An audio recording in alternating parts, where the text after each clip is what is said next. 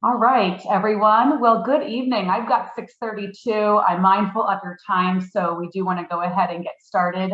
If you know others that are texting or saying, hey, send me that link, keep in mind, no worries, we are recording the entire program.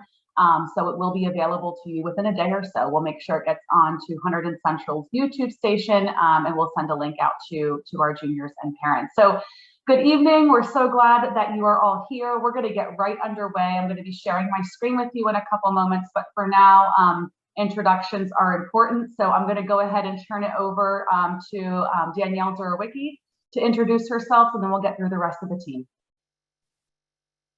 Hi, thank you, everyone. I'm Danielle Zorowicki. I'm the supervisor of counseling. And I just want to thank everyone for being willing to kind of shift with us quickly, right, from something in person to virtual.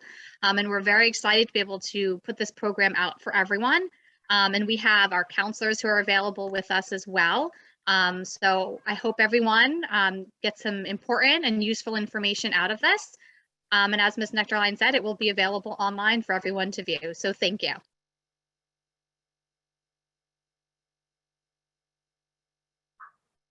Ms. Kelly? Hi, everybody. Thank you so much for coming. I'm just so excited as I see the numbers go up, and I love seeing students' names on there. My name is Miss Kelly, and I'm one of the 3 grade level counselors. Hi, everyone. It's Mr. Maldonado. Thanks again for coming. Ms. Bush would love to be here, but she's in the middle of coaching a basketball game. So she sends her regards, and we'll do our best to try to make it through without her. Great, thank you both. Thanks to Chuck from IT getting us going tonight, just so everybody knows who's here. And our little other black box there is just the behind the scenes, so I can keep an eye on some things on my other screen as we go about. I'm Jen Nectarline. I'm the college and career counselor at Hunterdon Central. I'm in year 14, and it's been a wild year 14 so far, to say the least. So I'm really excited to be here tonight. I always think to myself, no matter how we can get information across, it's important that we're doing so. So it goes without saying, we'd much rather be in our auditorium and face-to-face with you. And we were on a roll this year. We did this sort of programming all last school year, virtual webinars. They seemed to work well for our families, and they were certainly needed at the time, but we got back into the auditorium this year for our programs in the fall for seniors and our early college planning night. We had a financial aid night, and we were able to live stream those on YouTube, but we found that this program would be best, with the current weeks we're going through, to be served to all of you in this virtual way. So we're all coming to you from home, live from home, and we thank you guys for sharing your Thursday evening with us. I'm going to go ahead and share my screen. Wow, great audience. Thank you all. This makes us so happy to see so many student names and parent names. So I'm going to go ahead and share my screen. So just real quick, a couple things before I do that. Take a look at the bottom of your screen. Like a lot of Zoom webinars, you've got a Q&A button. We invite you to use that as soon as you're ready to during the presentation. Carrie Kelly and Kevin Maldonado will be behind the scenes taking a look at those questions. And if all works correctly, like it should in Zoom webinars, answered questions will be available to everyone. So as Carrie and Kevin answer those, you will see the question and answer appear in the Q&A. Am I correct there, Chuck? That's how it should probably work. So we ask that you use that and not the chat feature. And then Carrie and Kevin, if anything is really timely to what I'm talking about, certainly interrupt me and we can certainly address that question right then. And then we'll take some time at the very end and answer any final questions that come in. So at this point in time, I will go ahead, share my screen, and we'll get started with a couple slides. Let's see, take care of a couple things here. Bear with me while I get going. Hang on one second. We'll get this moved up here. We'll go into a slideshow mode, and I think we're good. All right, so we've done some introductions, and we're going to take a look and start here. So we thought a lot about this program tonight and the way that we wanted to deliver the content to everybody. And we did a lot of repeating these words, and that was back to basics, back to basics. So when you take a look at this, this is sort of how we think about our class of 2023. And I have to be honest with you, in all the programs I've done at Hunterdon Central, all of the college evening programs, we've never really started quite like this. But we think that this is timely. So We realize that presenting information to juniors this year is quite different than presenting information to juniors in 2018, 2019, even when we got to meet with our juniors in January of 2020 before we all headed home. It's quite different. So we put this together as kind of a realization that we understand where you might fall on here, and every part of this continuum is perfectly acceptable right now. So when you take a look at this and you see this is really normal. I have absolutely no idea what I want to do after high school. I don't even know what options I have. Well, you have a lot of options. There's obviously four-year college and two-year college, trade and technical school, the military, employment. Those are all representative of the things our students do after they graduate from Hunterdon Central. We're happy to present those options to students. They just have to ask, and we can tell them what those options look like. But we realize that there's students, and maybe even some listening tonight, or parents of those students listening tonight, who are in this space. They might even be over here and not even ready to talk about it, and that's perfectly fine as well. We realize there's students who like the idea of college, have always thought they'll go to college, but have no idea where to start. And that's a big part of tonight. We realize there's some in the middle. Maybe there's just a couple schools in mind. Maybe there's the idea of stepping foot on campus. They know that an SAT or ACT is out there, and they know they should probably be involved in some activities or things like that. And then we keep going down this line, and we realize we have juniors listening tonight, or maybe watching this at a later date, who are into this process already. They've been using Naviance and the tools that we have. Maybe they've taken a couple visits. Maybe they've sat for an SAT, or they're registered for one, and so on and so forth. And we know they're out here. We know the students are out here who have been thinking about this process maybe as early as middle school. They've participated in our early college planning programs. They've been talking about this with their counselor, their parents, their friends, their neighbors, their older siblings and cousins for a long time. And we are prepared to work with students no matter where they fall on this continuum. But we want to make sure you realize that approaching this process comes with emotions and sometimes confusion and a lot of questions. And so if you're listening tonight and you're a junior student, or you're a parent of, or just someone who's invested in this process in the next 18 months, it is perfectly normal to feel confused, to feel a little overwhelmed, to be left with that "where do I start" question. But what I want to assure you of more than anything, and this really comes out of conversation with Carrie and Kevin and Jamie, because I've spent the last 5 months of the year with seniors only, and asking them, tell me about your class. What are they thinking? What are they asking? And I'm hearing a lot of, well, they think they're behind. Are they behind? Do they feel, should they feel behind? And the answer to all that is no, you're absolutely not behind. It is approaching the midpoint of your junior year. And it is perfectly fine to not be prepared for this process right now, to feel overwhelmed by it.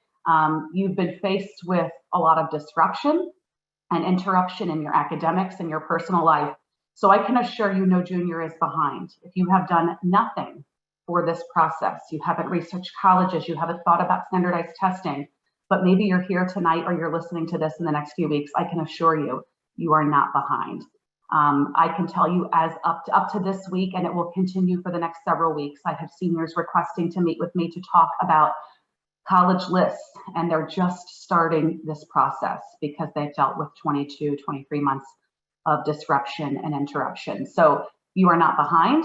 We're going to take care of you, and wherever you fall on this process, if you're someone over here who just has no idea and lots of questions, or you're someone way over here who is ready to share their college list and talk about next steps, we are prepared to meet with you, your counselor or me, and we're excited to sit down and go over all of these topics with you, no matter where you fall in this process. So I wanted to start there, and we'll go ahead and continue on. So overarching question that we get all the time, where do we start? So that's where we're going to go tonight. I'm going to pray when I click on some of those blue links that things work, because I have a couple things I want to show you. But when we get that question, I get that a lot. I know that my colleagues do as well. When we get that question, where do we start? We really focus in on two areas. I don't want you to think yet about SAT testing. Maybe you are, and that's perfectly fine. Or visiting, or writing a college essay, or a timeline. I want to come back to the basics. Where do we start? And that's knowing how to research colleges. There are thousands of options across the country. And it goes without saying that I think a lot of students' lists begin in a comfort zone. Colleges they've heard of, schools that are known in the media, whether it's because of sports or ranking or just sheer popularity. Colleges that perhaps their parents went to if they went to college, or their siblings or cousins or neighbors. A lot of lists start kind of in that comfort zone. And what we do at Central, and what I'm tend to be known for, is to help students sort of expand that list out, show them ways to research, show them ways to understand what else is out there, open their eyes to the little hidden gems of different schools across the country or the region they're looking at. So we want to teach you how to research. We want to focus on 2 tools, and I'll do that in a moment. How else do you start this? Well, you start with criteria, and you'll see that when I go into some of the searches, what that looks like. But just thinking about a location or a size of school, or if cost is a considerable factor for your family, if you have an idea of what you might want to study, if you know you want to play sports in college, all of these are criteria, and that list goes on. And you'll start to think about those things. You might not know, and it might be overwhelming when you think that there's thousands of schools to choose from, and you think, well, I don't even know, do I want to be a plane right away, or do I want to be in driving distance? So all of that will be considered when we research. And then lastly, we'll talk a little bit about fit and ranking. I want to come to that in just a moment, though. I want to get out of this, and I want to take you in to Naviance and into College Boards. Make sure we're sharing appropriately. Good. All right, so back in, trying to think, I have to remind myself with each class how something was delivered to you, but your class of 23, so I believe in December of your freshman year, you had an opportunity to engage with your counselors and I in an early college planning lesson, and we introduced you to Naviance. Yes, now that I remember, your class was before we went into 2020, so we had a chance to do this in the fall of your freshman year. We introduced you all to Naviance, and we realized with a lot of the interruption of the last almost 2 years that you maybe haven't been using Naviance as much. But when we come back to that initial where do we start, this is a great place to start. So I'm in my Naviance account. It's set up as a freshman right now, so it doesn't look different than yours, just a couple differences here on the away message or on the welcome message. But for parents watching tonight, students watching tonight, and if you're tuning in just by listening to us, just know this is all recorded and you can watch it on video. But Naviance is a really resourceful tool. There's a lot offered in here. I'm not going to necessarily go through a demo of it tonight, but what I am going to do is just show you a couple of features. We often see juniors in this section, colleges I'm thinking about. You see this little heart. They have the ability to research schools and favorite them and put them just sort of on a working list that they can go back to and take a look at. Now, parents that are on tonight, you can either be added to your student's Naviance account or just simply ask them for their login information so that you can access all of these tools as well. But I just want to highlight really quick what Naviance does as far as starting this process, and that's going to be our search feature. So if I go in here into, there's 2 ways to search, Supermatch or Advanced College Search. Either one will give you the full database of colleges that are in Naviance, but you've got to start to think about what you might be interested in. So perhaps it's location. Maybe it's the different level of degrees that are offered, or perhaps it's the selectivity of the school. Student life might be important to you, like joining a fraternity or sorority. If diversity is of importance to you, you can use that as a criteria. And eventually you'll enter criteria that you're thinking about to narrow down to a list. And I have to tell you, when students come in with lists, they say, what is this? I haven't even heard of half of these schools. And that's typical because remember, lists often start in kind of a comfort zone. And so it's not that we want students to be uncomfortable with the schools they're looking at, but rather we just want to make sure that they understand all of their options. So my suggestion is do these searches and do them a couple different times, plug in some different things, and take your list to your next meeting with your counselor or with me. And we'd like to go over that list with you. And we'd like to talk over what those criteria were that you put in to really help you, because we know schools as well, and help you really narrow down to a workable group of schools. And what does that look like? Well, for a junior starting at scratch, it could be nothing up to 15. For a student who's been using Naviance a couple dozen times, perhaps you've got 35 schools. on your thinking list, wherever you're at, we will help you filter to something that's workable. And it's not uncommon for us to see a junior with anywhere from 10 to 20 names just sort of floating through their mind. You know, they get tossed around at the dinner table, they get mentioned in the car, here and there, maybe they become a visit, and maybe they eventually become an application.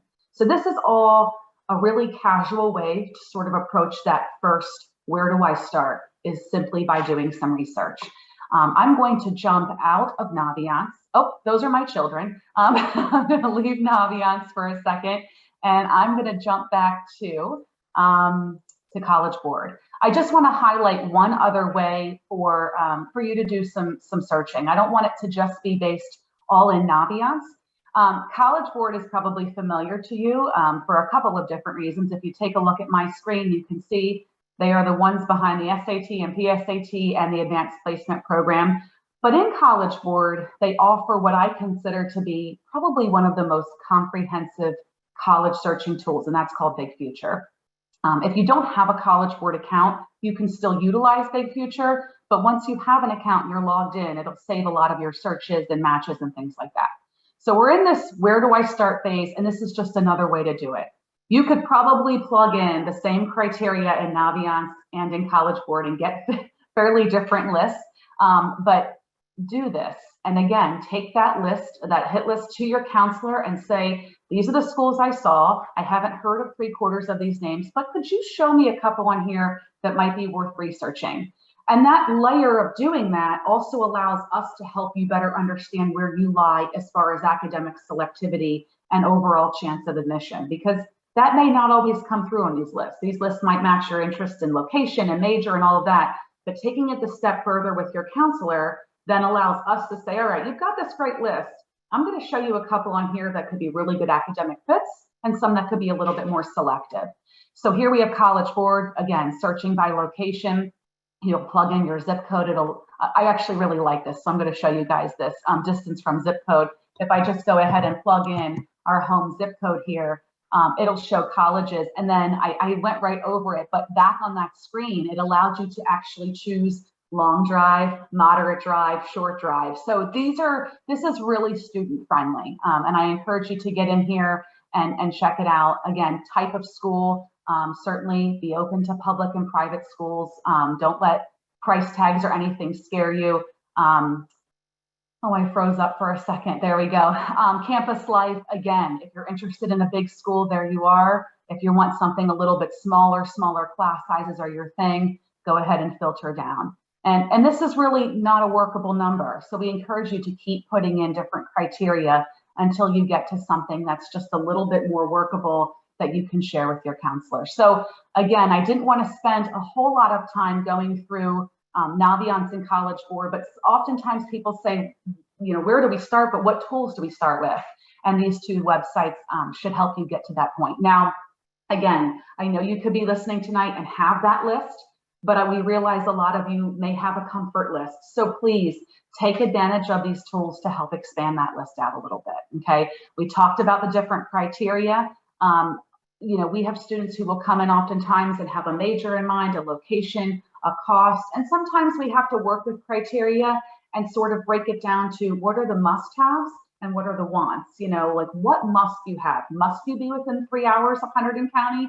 Must we be at a school that's under $30,000 a year? Must we be at a school that offers physical therapy? And that we can do, but you want to play soccer and you want to join a sorority and you want to get a big merit scholarship. So sometimes we have to work with our criteria a little bit and focus on what the wants and then the must-haves are. So that's a little bit about looking for schools. And I just want to highlight this final bullet before we move on to lists, and that's fit versus ranking. I'm a big proponent of fit. You'll hear that often in many of my programs that I talk about. You've probably heard, if you've had any investment in this process or have been through this with another child, you might have heard of a media outlet or resource known as US News and World Report. They're very well known for their academic rankings of colleges. And there's a lot of other different outlets and media sources that rank schools. And I will tell you that, and be really blunt about it, because I am when I talk about college admissions, is that rankings are really not valid at all. It is not uncommon for students to start a conversation with me or with their counselor. You just tell me the top 25 schools in engineering. That's where I want to be. So I want to get a great job and I want to have great opportunity. I want to go to a well-known school. And I can assure you that 9 times out of 10, students will not get into most of those top 25 schools, because those schools are consistently the most selective schools across the globe. That goes for engineering, for business, for all programs. So I would encourage you to, even though colleges will use their rankings and these different data points as marketing tools, and they'll be really big on their brochures and they'll talk about them in their information sessions, that you should disregard them and put them aside and focus on fit. Because this investment that you are going to make, or your parents or somebody's going to make, time, money, effort, energy, is far more important than a number attached to it. So I encourage you to think about fit in 3 dimensions: in academic, financial, and social. And what I mean by that is finding a school that academically fits you. Most times that's going to be up to the college, because that's going to happen in the admission office. So whether you're admitted or not. And there are absolutely schools that you can be admitted to, but won't be because of numbers and capacity and selectivity. But a college will help you determine academic fit. You'll start it by determining if a school has your major and if you pursue them to apply. But as far as academic fit goes, by being accepted to a college, that's the school's way of determining you're academically fit for our institution. We believe you can succeed here. We believe you can handle the work and the challenge and whatever may come your way through the classroom. So academic fit usually isn't a really tough fit to determine. It will happen through your research, through the college's admission process. Same with financial fit. Financial fit will certainly be determined by you and your family. Financial fit covers a lot of different areas. You know, you have a price tag for schools, and then you have different types of aid. You have financial aid, which is based on your need, and you have merit aid, which is based on your merit, your talent, your academics, athletics, things like that. But financial fit's important. I'm having these conversations right now with seniors every day about financial fit, as they start to hear back from schools and wonder more about their scholarship offers or their financial aid packages. And they realize this maybe didn't work out the way I thought it was, and I cannot pay $60,000 a year. So they're looking at other schools on their list, or they're quickly adding additional schools that are here based in New Jersey that are excellent options, that are a much more realistic financial fit. So financial fit is something you'll talk about as a family, but absolutely needs to be addressed, and is far more important than any ranking attached to any college, is that affordability of the institution. And then lastly is social fit. And I say a lot to students, this is a tough area of fit to discover, to understand, until you're actually on campus. And I know that's hard to believe. You think you've got to make a decision based on fit. How do you determine social fit? When you think about how the next kind of 18 months or so will unfold, you will visit colleges of interest, perhaps once, maybe twice, maybe even a third time. And even if you get on campus, you're lucky enough to get there as a prospective student, maybe as an admitted student, or maybe it's an athletic recruitment visit. Even if you do that, you're maybe spending max 10 hours on campus across those visits. And 10 hours is never going to show you enough about the social context of the school. So social fit takes some work.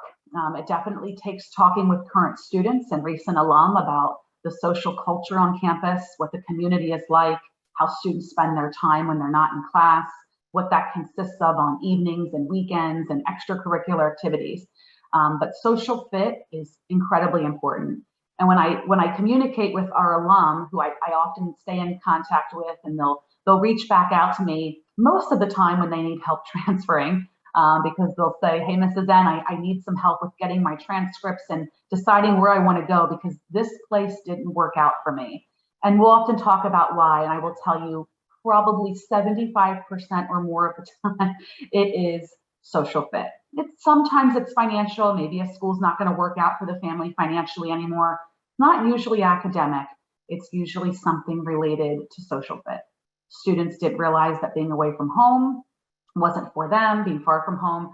I do see students who head into different parts of the country that are a big culture shock for them, not working out socially. I hear students saying, these are not my people. I'm not really interested in this very robust extracurricular social scene.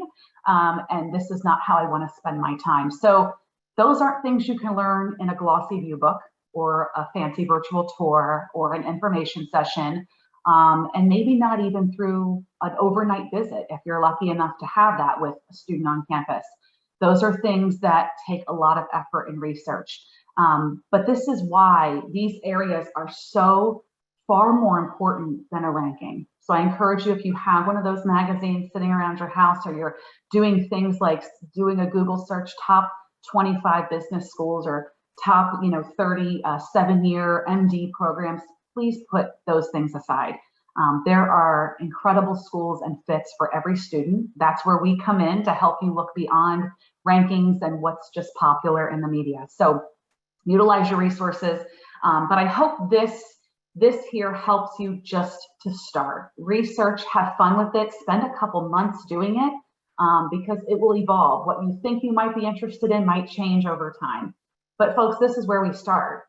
So don't think about all the other components. I know I slid a couple things in there in conversation, but this is where we start with research, with utilizing reputable websites, with thinking about our fit and what we want out of a school. And there's thousands of options to choose from. Let me switch gears here and go into, I skipped something here, list. So what that research will lead you to then is this, is the development of a college list. I often call a college list a working college list. It is just that. That last bullet shows your list can and will change. I am truly sitting with seniors, even up to yesterday, with a student who has completely restructured her list. This is the time of year where our seniors, and that will be all of you in a year, are starting to hear back from what we call the early round. So schools they've applied to in November and December, they're starting to receive those results. And sometimes those results aren't quite aligned with what they thought. So we're adding on additional schools. So this is going to be an evolving and kind of fluid process. So sometimes I'll get questions from juniors and say, well, when do we have to have our list set or our list in order? I say, well, you want to go into senior year with kind of a core idea of where you might apply. Now it's January and you'll go into senior year in September. So that's 9 months. So don't panic. There's a lot of time to work through this. But you will arrive to senior year if you're college bound with a couple of schools in mind, maybe applications started if you're on that far end of that continuum. But developing a college list takes time. And you'll utilize the resources we just went over, the search features. Again, that list that comes out on doing a search could be 125 schools, and you're thinking, where do I go with this? Come on into our offices. We're going to break out our highlighters and we're going to go over it with you and help you narrow it down. And eventually your college list is going to be representative of 3 categories. And these are the same terms we've been using all 14 of my years at Central. I think they're good, healthy terms. There's some terms that you might think that you might have known from going through this process years ago if you went to college, parents listening or older siblings. And the first category is probable. And what I'm referring to is that old word, safety.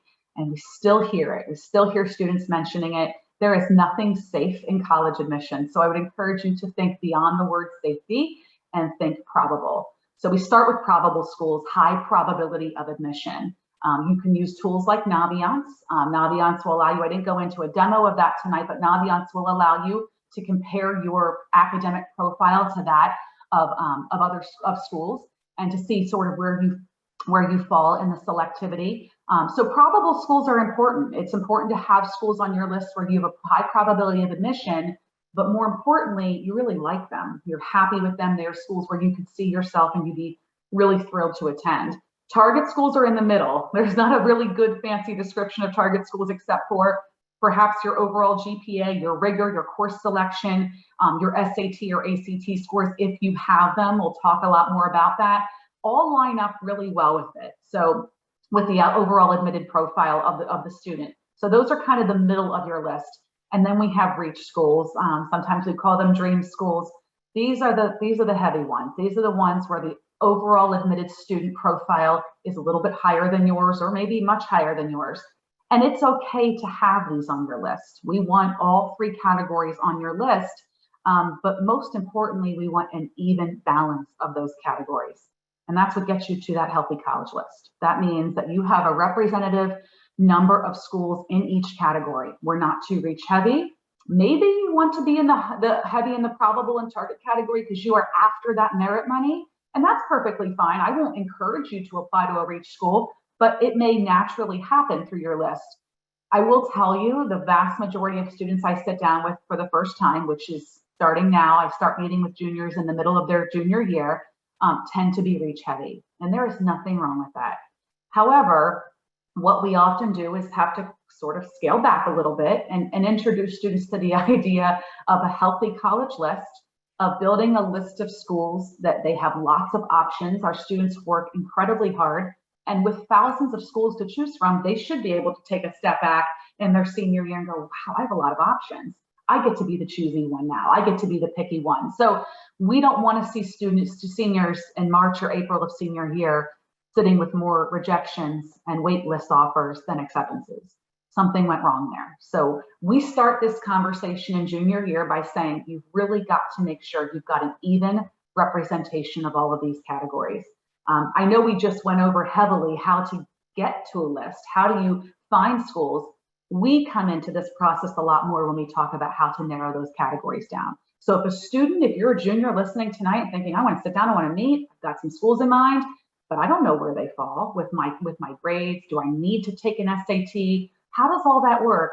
That's what we're here for. So we're here to help you understand if you are too heavy in reach category or another category, and we're going to help you even that out. All right, how many schools? There is no magic number, but I'm a data geek when it comes to admissions. My colleagues know that. I run reports at odd hours of the night just to better understand admission statistics, and I do enjoy it. How many schools? The average at Hunterdon Central is actually not even a whole number. It's 9.5, but I anticipate that will go up a little bit this year. We are seeing students apply to more schools. It is not, it was interesting this year. I have a good handful of seniors who are topping 20 schools, over 20 schools. And maybe my facial expression show you how I feel about that. That's overwhelming. That is a lot of work, and that is not necessary. So at Central, we've hovered in that 9 to 10 range for many years. And what that often brings a student at is about 2 to 3 schools in each category, maybe 4. So probable, target, and reach. And it's a good, healthy number. And it's probably going to end up being a list where you end up getting into maybe half, maybe more than that, and then denied from a couple others. And that's really normal in this process.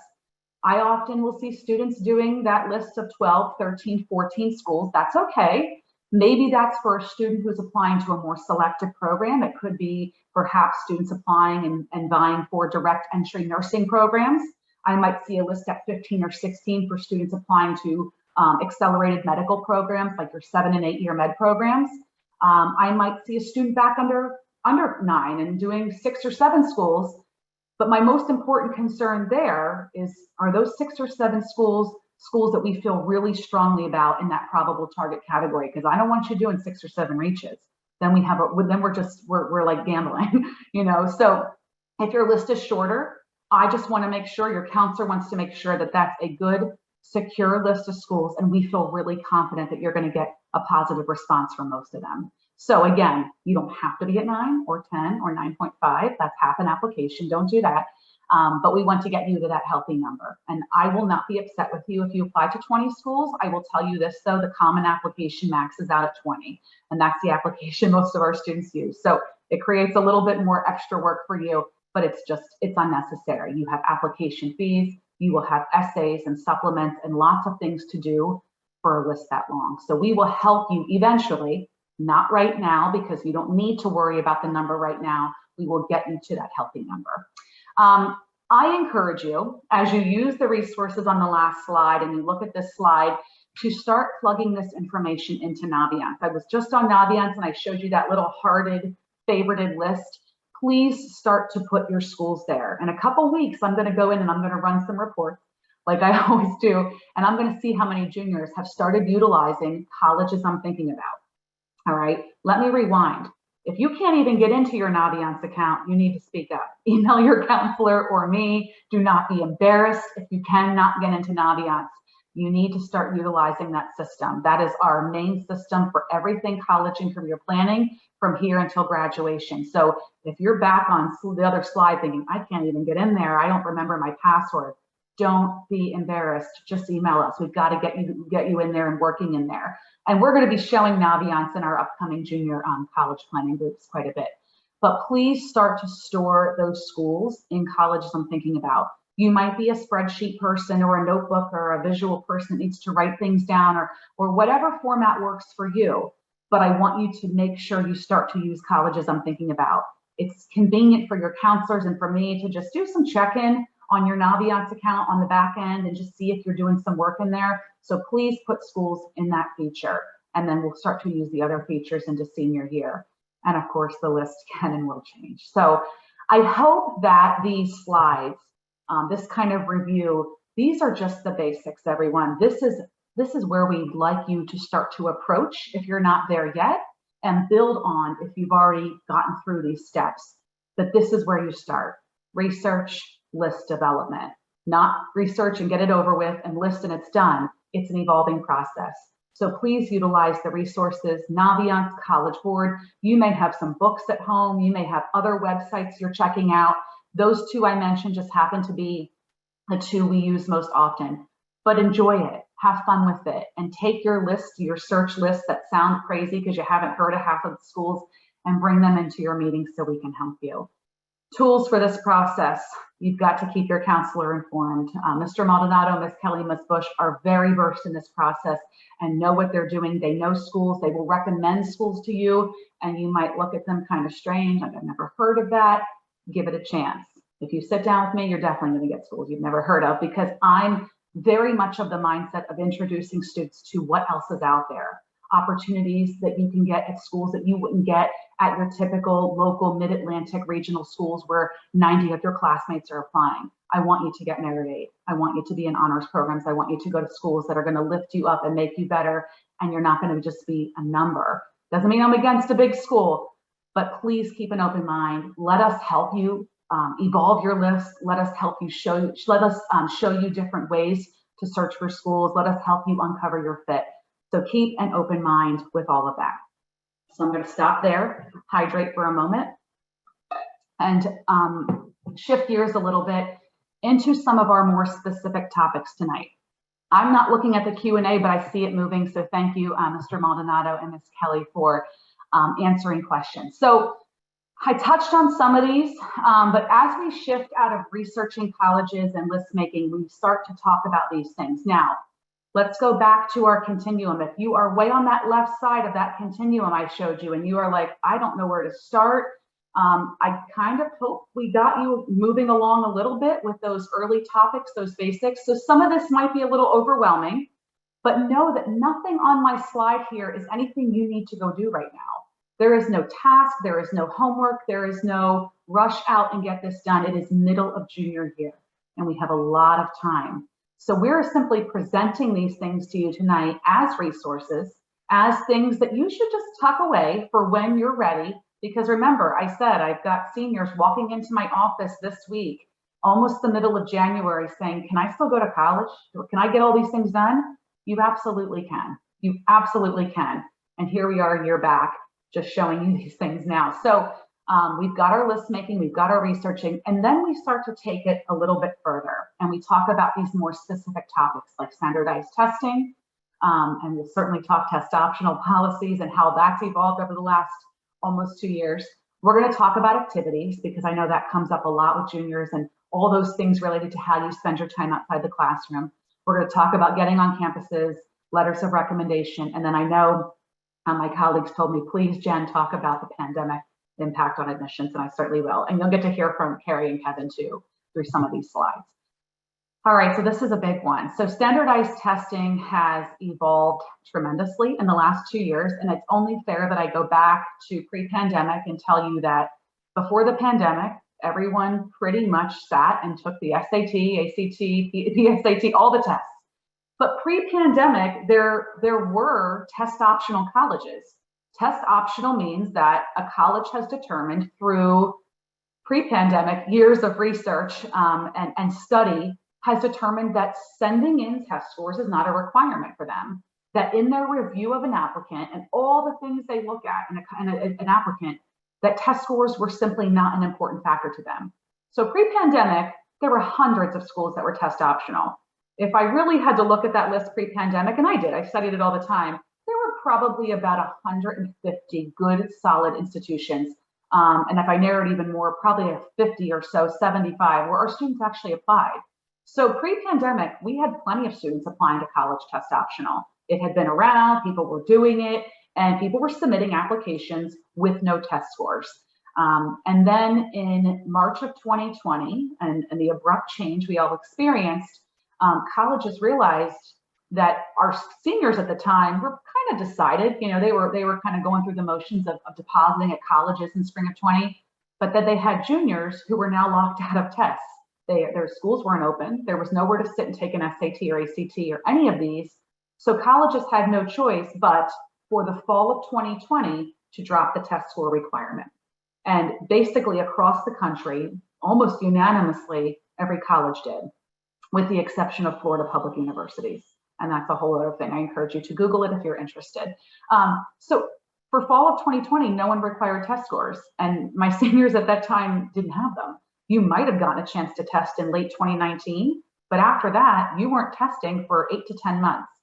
And then we saw that continue again for this year. And so we've kind of gone through this kind of a silver lining of the pandemic and admissions is this test optional movement that many schools have dropped standardized test score requirements. Now, this current year that we're going through, the seniors I have this year, some of them were met with schools that came back and said, no, you've had a chance to test in the last year. Test centers reopened in early 21, and you were able to sit for tests. We are now going to go back to requiring those tests. Your Florida publics, of course, because they never dropped it. University of Georgia is a big one for our students. There's a handful, but the vast majority have remained test optional. So here we sit doing this webinar in January of 2022. I'm anxiously awaiting announcements from schools over the next couple of months of what they're going to do for the class of 23. So the students and the parents and everyone I'm talking to tonight. We do see some schools that have made announcements for 3 years out. So what I encourage you to do is, as you develop your list and do your research and you start to come up with schools of interest, is to do a search. There's a couple different places you can find sort of master lists of this. I have Fair Test, which is a really well-known site that has continuously promoted and published test optional lists.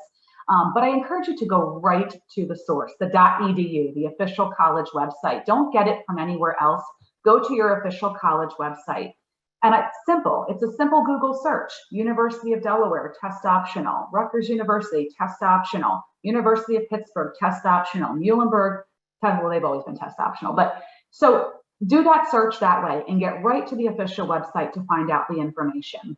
And it'll be pretty clear as day. We are test optional. We will be test optional for the class of 22, the class of 23, or our announcement is coming this day, that day, so that you can better understand in your list of schools as it evolves, who is test optional and who is not.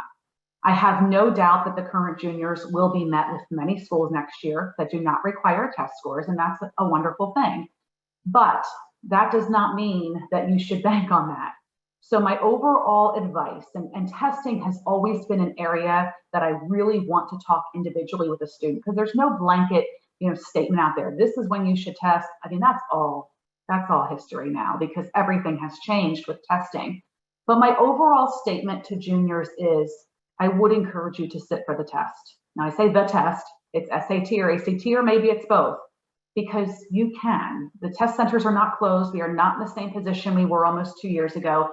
And you might see some of your favorites, the schools on your list that you're really interested in, pulling back, announcing in March or April of this year, we are going to require SAT or ACT scores for the class of 23. And I don't want it to be August or September of your senior, going into your senior year, and you're scrambling to take an SAT. I know that some of you listening tonight have done these tests, or you're registered for these tests. The next SAT is in March. The next ACT is next month in February. There's dates to register for all of these. And you can find all of that on College Board or ACT's website. They're two separate websites. But I do encourage you to sit for the test. I would not totally pull away from it. Maybe you've done extensive research as a junior. You have a list and you found, oh my gosh, all of my schools are test optional for the class of 23. I'm not taking it. All right. I mean, I can't say you should or shouldn't, but I just want you to be cautious of policies and understanding that these can easily come back into the equation, or maybe you're in a position where your schools are test optional. So what does that mean? That means that in conjunction with your counselor and or myself, we will talk with you about the scores that you receive. And those scores could be received up through senior year. I had seniors testing in December that applied to schools with January deadlines. I will probably have a couple seniors taking an SAT in March to see if, perhaps they could put in any final applications for colleges still accepting students in April and May. So, a lot of students like to be kind of through their testing by fall of senior year, but we'll sit down with you and we'll look over your test scores. And this sometimes can happen through a Zoom, through an email, through a meeting, and we'll help you determine if your scores should go or not. Now, that's the way I feel. You might hear different, other counselors, other high schools, but we have this opportunity right now to help you present your best application. So if you've taken the test 2 or 3 times, class of 23, and we're sitting together in September and in my office, or you're in Mr. Maldonado, Ms. Kelly, or Ms. Bush's office, and you have these scores and you have this GPA, okay, can you see my hand? I'm probably going to tell you to go test optional if you can. It's out there. It still exists. We know what's happening with it. We're seeing it happen through the cycle. I'm studying all the offers students are getting, and whether they submit it or not, that's something I take a lot of time to put into so we can best help the next class. And what we saw last year was nothing outrageous. I mean, our students that should have gotten into those schools got in. The students who got denied from the overly selective schools probably would have gotten denied likely. I mean, nothing really came at us as a huge surprise. So I'm going to watch closely this current senior class, because we had a lot of that. Should I submit? Should I not? I have scores. Should I hold them back? And it was a lot of work this fall going through this with students. We had a lot of students that submitted great test scores. We had students who submitted them to half their list and not the other half. And so this is what we'll work through as you get your score results in.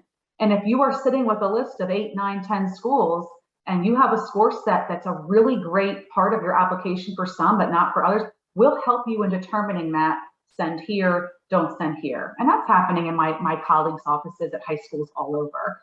But we've just got to be watchful of the policies and the change, and to kind of see what happens over the next couple of years. Test centers are open. Students can go take these tests, but how are colleges going to continue to respond to that is the question. So overarching theme here is, juniors, you should sit and take the test.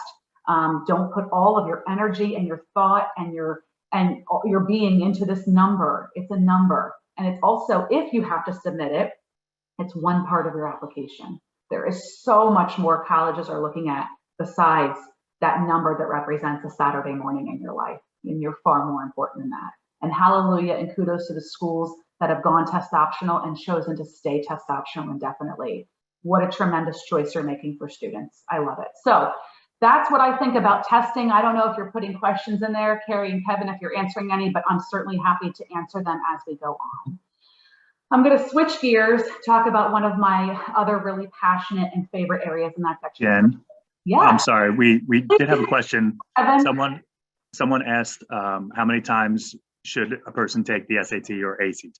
Sure, I love that, and thanks for throwing that in there on testing. So I would say that most students are going to sit for the test twice. I feel like the SAT and ACT are tests meant to be taken twice. Sitting, hey, if you're a one and done, you get the score you want and you're where you want to be, great. And that's it for you, but that's not as common. Most students will sit for it twice. 3 times is fine, perfectly fine, not uncommon either. Over 3 gets to be a little interesting. You're not going to see a lot of movement. You're not going to see a lot of change unless you go 1, 2, 3, one after, 1, 2, 3 after another, and then do a lot of prep between the 3rd and 4th. But I would say most of our students aren't going beyond 3 times. So that takes some planning. I wouldn't be surprised if anyone's on the side here visiting the College Board website and looking at dates, but here we are, it's January. You've got March, you've got May, you've got June, you've got August. So you've got 4 more attempts before your senior year starts. And once your senior year starts, you've got October, November, December. The tests are offered pretty often. And SAT and ACT are never on the same weekend, so keep that in mind as well. But great question, Kevin. So I hope that helped. I would say our students fall between 2 and 3 times. And also, if you're testing and you're taking both, you're always going to send your better score. So we have a handful of students who are ACT only. They send only their ACT because on the concordance table, their ACT score was higher. And why not put your best foot forward? I mean, it could result in more merit money and more opportunity. And the tests are taken across the board. It's either one, you know, colleges take either one. So that require them. All right. All right, so activity. So, you know, I just said you're more than a couple hours on a Saturday morning. You're also more than numbers and grades and letters and courses. This is one of my favorite areas. And I know my colleagues told me that this has been coming up in discussions and in meetings is, you know, my activities have sort of suffered. Well, guess what? We get it. Colleges get it.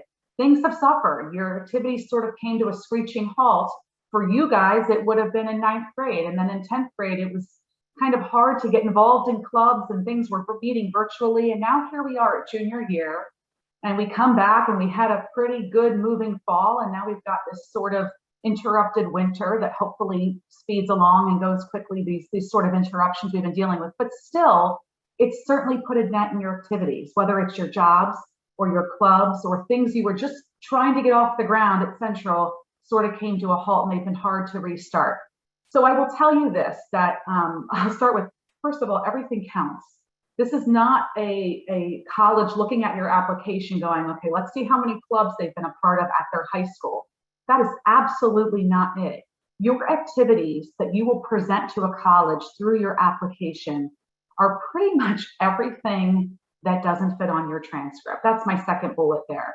But let me just clarify that a little bit. Okay, you're teenagers. We've been teenagers. We get it. We know teenagers have activities and leisure things. There's a couple things that probably aren't considered activities. Okay, so if you're watching some TV and movies and binge watching on a Saturday, not an activity. Hanging out with your friends, not an activity that goes on a college application. That's normal teenager stuff that you do. Video games, probably not an activity. But things that you don't often think of that fill your time are usually activities. And I'm talking about things like helping your family, taking care of younger siblings, spending time in the car once you have a license to tote around your younger brothers and sisters so your parents can be at work. If an elderly, a grandparent moved in with your family or pre-pandemic, in the pandemic now, and you have to help care for that person or relieve the nurse so when you get home from school, that's an activity.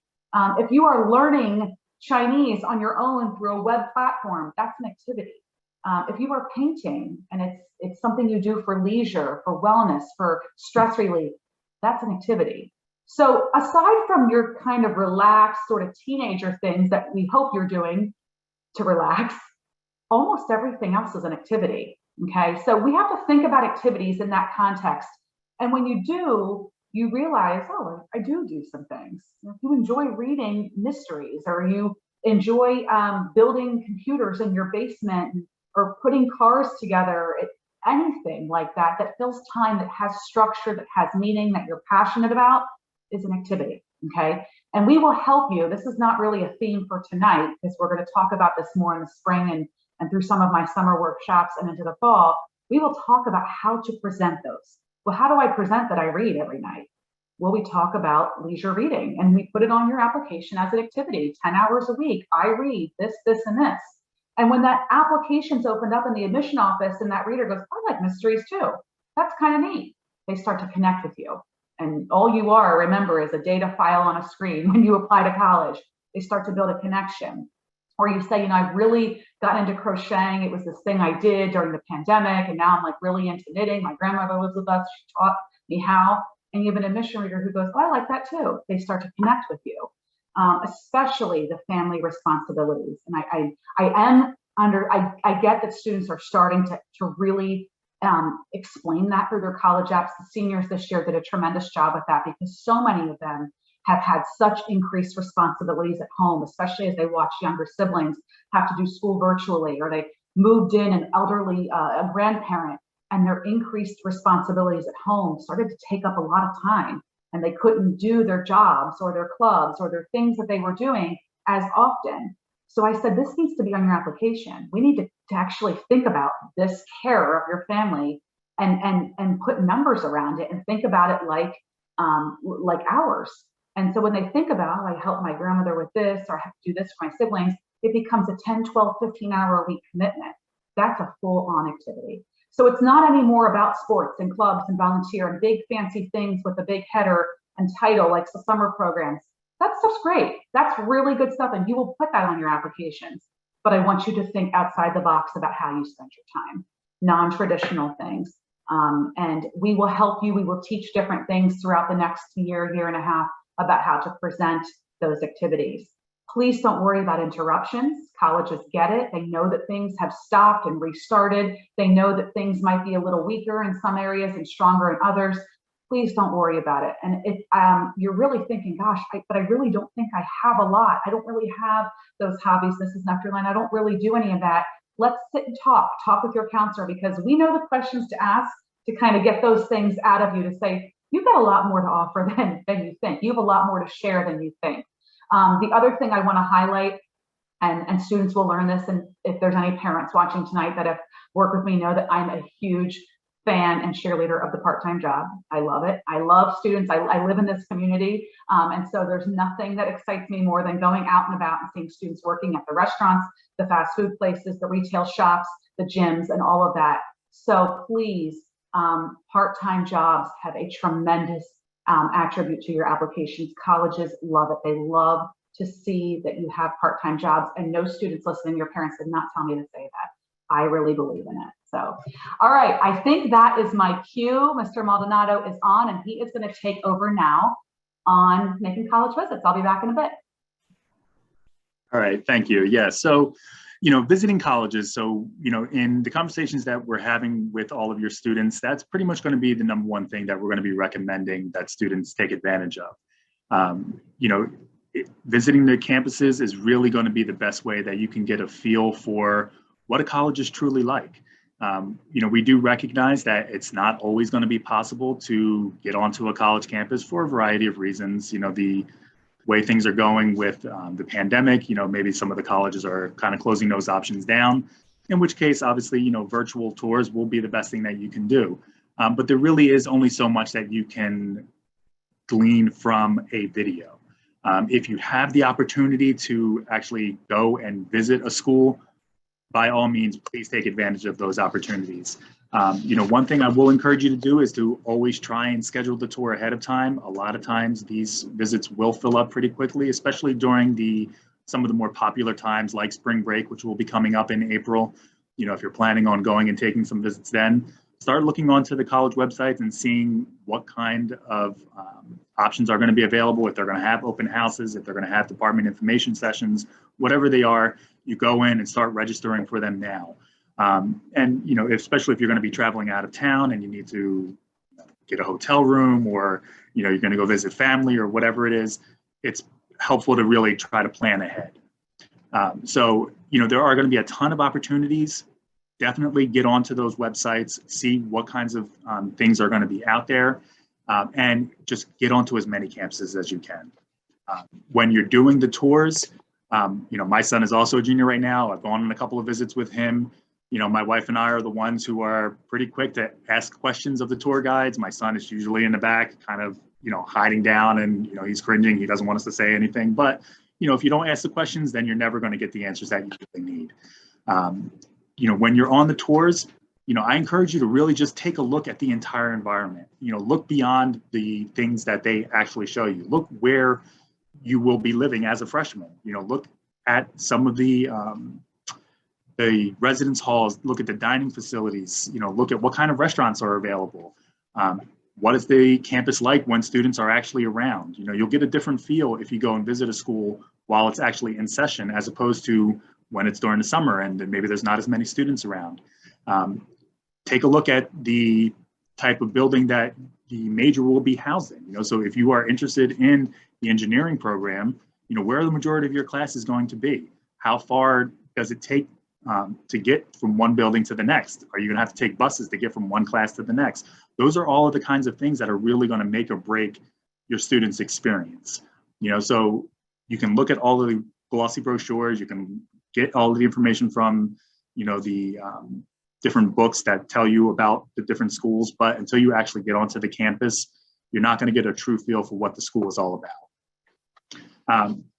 The virtual tours, if it's not feasible for you to go to Michigan to visit, Michigan State University, or to get down to Alabama, or whatever it is, if you want to visit Auburn or any of these other schools, there are a couple of great websites out there that you can take a look at, things like Campus Tours and UVisit, and places like that will give you all of these different video tours. So take advantage of them if you can, but by all means, definitely try to get on campus. Now, you are allowed 3 excused visits to visit colleges in both your junior and senior years. The one thing to keep in mind, and I always remind my students of this, is that these visits do not carry over. So if you don't use them in junior year, you will lose them. So they are free days. So please take advantage of them. If you ever have any questions about this, or you need some ideas of different schools that might be great for you to visit, just pop in and talk to us. We are happy to have that conversation with you guys. We love having those conversations with you. Ms. Nectarline is a wealth of information. She can certainly give you different ideas about different schools that might be out there, but by all means, get on some college campuses. All right, so now I'm going to turn it over to Ms. Kelly, and she's got some great info to share with you guys. Thanks. How do I, thank you. Magic. Hi, everybody. That was great advice, Mr. Maldonado. I love when he talks about his experience as a parent. It just is, it's so exciting to me that he's in the exact same seat that you guys are in right now. So it's awesome to have him as a reference too. So letters of recommendation. It's time to start thinking about who you would like to write your letter of recommendation. We are honored and privileged to be one of your letters, one of your writers. We get to show your growth over 4 years. The purpose of our letter to the colleges is to talk to you as a whole person. Yes, to go over your grades and your courses, but colleges want to know who you are, what kind of community member you will be, who's coming onto their campuses, what kind of roommate you'll be, what kind of participant in community life will you be, what are your interests or hobbies, what do you bring to the college experience. So our letters it's important to us that we write beautiful letters about you, because as Mrs. Nectarline was talking about SAT and ACT optional schools, if they're not looking at test scores, what are they looking at? So they're going to be looking at grades, obviously, transcript and grades, but they're going to be looking at a resume of activities, and then they're going to be looking at how adults around you perceive you and have experienced with you. So we're really excited to start our college planning groups next week, because we lost out on the chance to do the career stuff in person. We did it like this over Zoom. So it's just really exciting to have a whole block to talk about this stuff and see the little light bulbs go on, and then get emails from our students that we can meet and help with this process. So one of the things that helps us with this process of writing over 200 letters of recommendation each is this junior questionnaire form. And that's something that the 3 of us put together this afternoon. I don't know, Miss Nectarline, can I click on it to show them? Look how good she is. So it's 6 pages and it's a Google Doc. So please make a copy of the document. Please add your name to the document title. And then once you've completed everything, share it with us. But take your time, don't rush through it. It's 6 pages. The first 2 pages are for the student, and it's about 7 questions. We want you to take your time with these, really reflect and think. Then there's, I think 4 or 5 questions for parents. What a great time in your lives to think back of how your child has grown. You've known them since kindergarten, well, before kindergarten, but like you've been by their side through this whole journey, and you can give, who better can tell us a story from behind the scenes, you know, of what a great human being they are, a story about how they really have bonded with an older neighbor, or during COVID went out of their way to do this or that, or whatever your individual story is. So thank you for sharing that. It's going to be on this presentation, and we will also post it to our Google Classrooms, and we're going to give it to the kids too.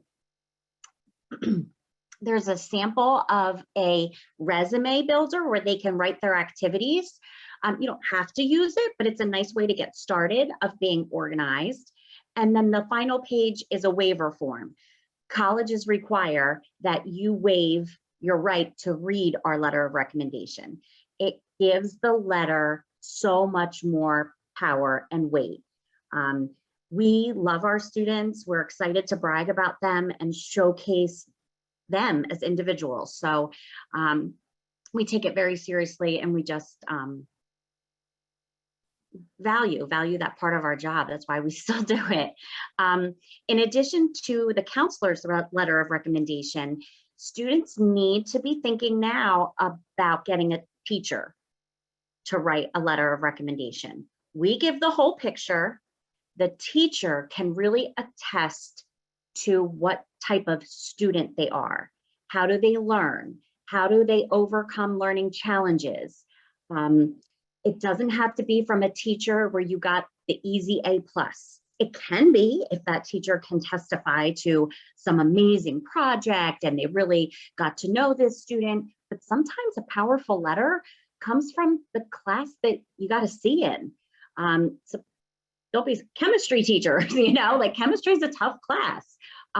Maybe it was the geometry class during COVID where, you know, you're struggling because it was online learning, but you made an effort and the teacher made an effort and you could connect. We just have a feeling many of our students might be feeling, hey, I don't really have a teacher yet, you know, we're only in January. We have a whole half a year to go, and we're going to put it in their heads that they need to start developing those relationships so that a teacher can attest to the type of learner they are. Hey, you're going to college to learn. So that's what the colleges are looking for, as like, hey, can they do college level work? How do they overcome struggles? What strengths do they have in the classroom? Are they an active participant? You know, things of that nature. So that's what teachers will be writing about. We're going to say maybe have 2 teachers in mind if you can. What you really have to do once you have that list of colleges, you'll look at what they want. Rutgers doesn't want anything, but some schools will take as many as you want to send. So it might be nice. I just had a student ask me today, she said, who should I ask? And we were both thinking, oh, maybe your physics teacher, because he sees you every day and you're really interested in physics. But maybe she wants to show her English side too.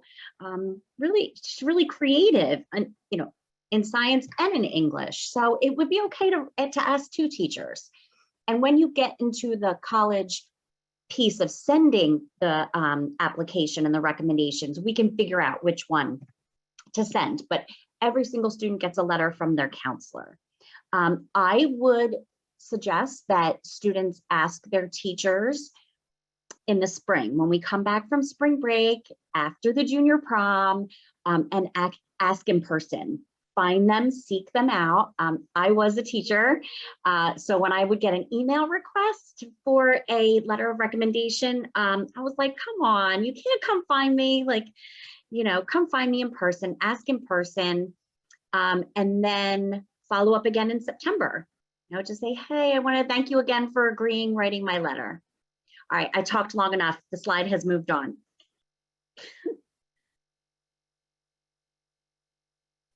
Is that good, Mrs. Nectarline? Miss Kelly, that was perfect. And that was just me and being a glitch on my computer. I was absolutely not rushing you because Letters of rec are such an important topic. So anything else you want to say? That was just my little.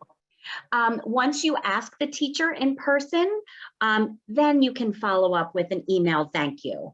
And sometimes some teachers like you to answer some questions, like why me? What do you remember about my class? What was your favorite part of my class? You know, it's an extra responsibility that the teachers are agreeing to do. So, you know, the more information and the more courtesy and politeness you can show them, the better. But sooner rather than later, there are some teachers who get asked a lot and they have a cap. They'll say, I'm only writing 10 because I put an hour into each one of them. So the sooner the better, and follow up with them in the fall. We've had a couple of questions about whether it'd be appropriate for coaches to write letters. I would say, of course.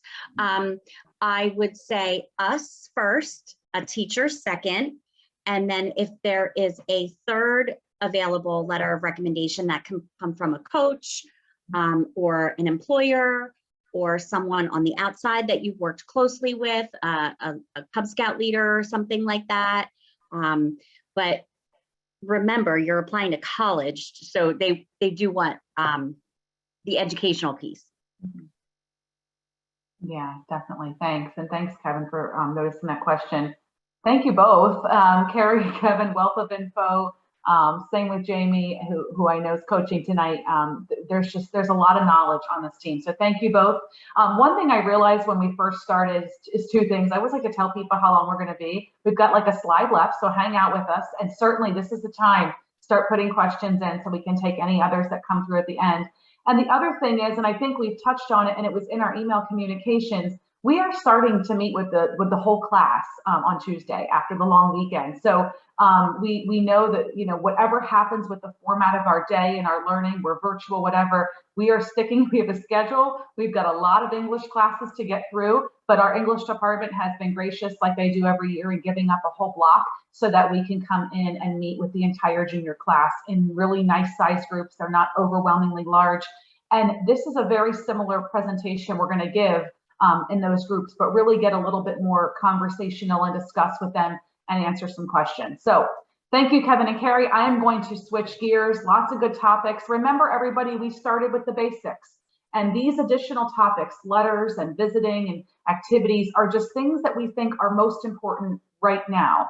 I'm actually going to close out. I'm going to talk a little bit about the pandemic and the impact on admissions. And I'm going to close out with kind of a sneak peek, if you will, of what's coming in the coming months and year or so. So I want to touch on this because my colleagues told me people ask, and I did a little bit through test optional discussions and activities, but I just want to mention a few other things that have come up.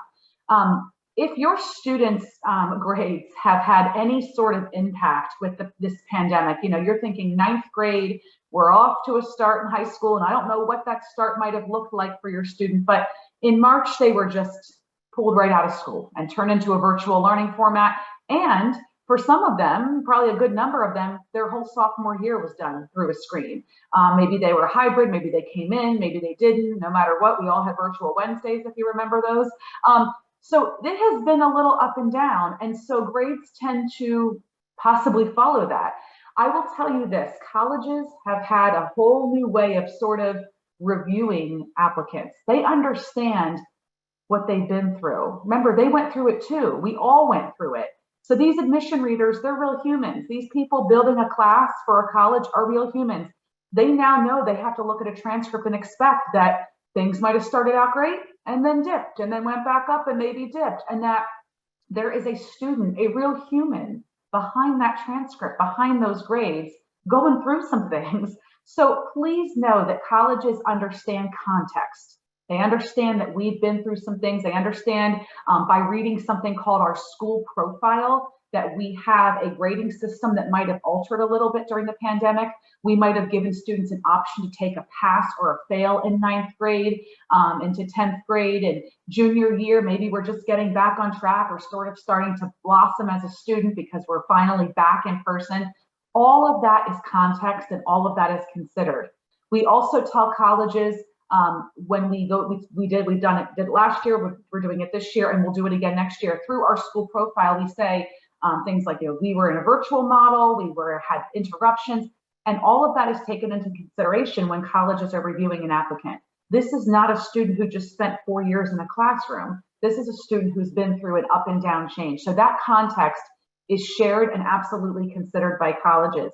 I talked a lot about test optional admissions. That's probably one of the biggest impacts on the admission process because of the pandemic. And I talked at length about it, and it's constantly evolving. I encourage you to stay on top of that and look at the test optional policy for the schools that start to come up on your list.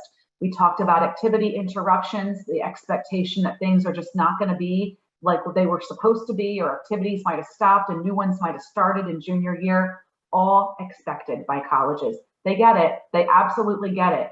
They understand. They've been through it on their end. They have their own struggles and challenges in building a class and keeping their college operating and running smoothly. They have their own challenges on campus. If you know anything about students going off to college in the last 2 years and what they've been faced with, they get it. So there's a lot of patience. There's a lot of grace. There's a lot of understanding, and know that no one is being expected to come at a college with this perfect transcript and grade. Those days are gone, and we're all human, and we will teach our students how to present their best selves through this application process. Sneak peek, I had to throw this in there. This was a last minute decision because we really did tonight want to scale back and go back to the basics, go back to the basic things to be focusing on over the next couple months. But when I think about that continuum I showed at the beginning, I know there's people who have moved a little further in this process now and are wondering, well, I thought you were going to talk about a college essay tonight. It's not that we're not going to talk about it. We just wanted to keep it simple tonight and save some of these topics for when they're more timely. I will tell you there's going to be some opportunities in the spring to continue through programs like this and learn about a lot of information in one night. But these topics, if you're looking at this and going, yeah, I want to start talking about recruiting, or I'd really like to talk about, what it means to apply early action. Jot these things down and bring them to your meeting with your counselor. We are more than versed and prepared to talk about these topics with juniors who want to, but this is a little bit more heavy. These are the things we're going to save for when we meet with our students in round 2 of our groups in April and May. We'd like to host another evening webinar. It's not something we've done in the past, but we think we need another additional webinar to continue bringing our junior class up to speed on this process. So you'll probably hear about that in the spring. In the summer, I run workshops to keep students involved in this process. And then of course, into the senior year, a lot of this will come up. So look at this list. These are things that are coming. We will teach students how to create great standout applications, how to best present themselves. If you are a recruited athlete, we certainly talk. That is something you definitely should be letting your counselor know about in junior year if you have any interest in playing sports in college, so they can go over those things with you. We'll talk a lot about financial aid and scholarships as we move into senior year. These little early action, early decision, and your head's probably spinning going, what is all of that? It's coming. It's not important right now at this moment. We'll certainly, as we move closer to senior year, talk about how students can communicate with admission reps. Totally not important right now, but definitely something to think about into senior year. And then as we move through the year, we will not leave you hanging. We send our juniors out junior year with information on how they can stay involved in this process through the summer and be most prepared for senior year. But my theme tonight, back to basics. We are starting with the basics. All right, here is what's coming. So we start meeting with juniors on Tuesday. So juniors, if you're really curious when your group is, ask your English teacher, but there's a good chance it's going to be one of the days next week, Tuesday through Friday, and then we'll be cycling through a couple more groups in that final week of January. We are tentatively still planning to host, fingers crossed, our annual college fair on March 22nd. As you can imagine, that was a very, very big event, canceled very quickly in March of 2020. We typically would bring in 175 schools in one night for a big county-wide fair on our campus. We haven't had it in 2 years. We do anticipate a very scaled back, smaller version of that to come back this March. The understanding from my admission colleagues is they certainly are ready to travel with all precautions in place. There's a lot of in-person college fairs happening throughout the region in the spring. So we'll send out dates if you want to do a little traveling down to Mercer County or up to Morris County. There's big college fairs. College fairs are opportunities for you to go into like a gymnasium or a community college big space, and they've got different tables set up with schools, and you can sort of do like a one-stop shopping one night and talk with different schools. I know mass events like that certainly people are cautious of. We would have a lot of good, safe protocols in place and keep our fair manageable, maybe break it up by alphabet for times to come. But that is the tentative date. It's an evening event, Tuesday, March 22nd. Stay tuned, and we hope to put some information out soon. I just mentioned in the spring, we're going to look to host kind of another round of this webinar or maybe in-person event for students and parents, and certainly see our students in groups again. Keep an eye on the virtual programming. And I know that we all have screen fatigue, but the virtual programming that colleges have put together, because they had no choice in the last 2 years, but to put their campus on a fancy virtual tour or a virtual student panel, check that stuff out. It's a great place to start to get to know schools, but eventually you'll do what Mr. Maldonado talked about, and that's get your feet on campus when it's time. Let's talk a little bit more about what we're going to do in our department in the next couple of months. Our class of 23 is coming up on scheduling. We're going to intertwine some scheduling discussion into our groups with students starting next week, but you will start that process in Aspen in a couple weeks. And then after you input your courses, you will have an opportunity to meet individually with your counselor and talk about what you've put in. College may come up. Those meetings they've got to get through a lot of students in a period of time. College may come up, but you could always schedule another opportunity to talk with your counselor solely about college. But at this point in time, by January, I start to welcome requests from students, from juniors. I started to get a few, but I welcome your requests to me, and I'd love to hear from you. So just email me. That's the best way to reach out and meet with me to talk about college and career planning. Please utilize us. This is what we're here for. This is what we do. We love it. We're passionate about it. It has not been an easy ride the last couple years, and I think that you fully understand that. But it's been interesting, and I think there has to be some good things to come of this. And I talked about test optional. I'm passionate about it. I think that's one of them. I think patience and grace that colleges are giving students is another, and hopefully there's more to come. So use your resources, ask us questions. We're an email or call away. At this point in time, I'm going to leave that there, or actually I'll probably just go ahead and unshare my screen, and we'll see if there's anything else hanging out in, there we are. Okay, hi everyone. All right, anything else hanging out? Still so many of you hanging on. Thank you for being here tonight. And just see if there's no open questions. Well, look at that, you guys answered them all. So we're mindful, you're so welcome. We're mindful of your time. Please, I see hands going up. So we'll stay for a minute or two and see if anything else comes in. This is recorded, this will go out. It'll be available to anybody that could not come on tonight. But there's more to come. There's more topics to come. Review this, go over this. Oh, excitement, I love it. I love it, thank you. This need not be overwhelming. I hope you don't walk away from this tonight feeling like, oh, there's things to do. There isn't. That was not the assignment. That was not the task. It was a presentation just to say, here's a good place to start. And if in the next 2, 3, 4, 5 months, you just research and develop a list, we are so proud of you, because that's a really good, solid place to be. Have fun with it. Enjoy looking at schools. There are just so many great options out there. So, and we hope we can open your eyes to some other ones too. Lots of thanks. Well, thank you all. We appreciate it, and we love connecting with you. I'm going to go ahead and end our webinar for the night. I hope you all stay happy and healthy, and we really look forward to working with you over the next year. Thanks, everybody. Take care and have a wonderful evening.